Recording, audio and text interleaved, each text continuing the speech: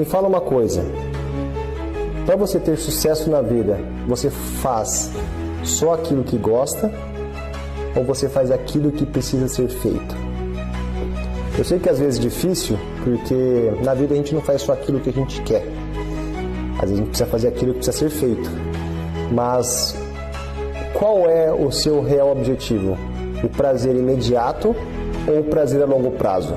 Por exemplo, quando eu era atleta, era difícil fazer dieta. Era difícil nos finais de semana não sair. Só que o prazer, quando você conquista uma medalha, quando você está em cima do pódio, é muito maior do que esses prazeres imediatos. Então, para a gente ter sucesso e ser feliz a longo prazo, muitas vezes a gente não faz o que quer. Mas o resultado, sim, vai nos trazer uma satisfação muito maior do que aquele desejo imediato.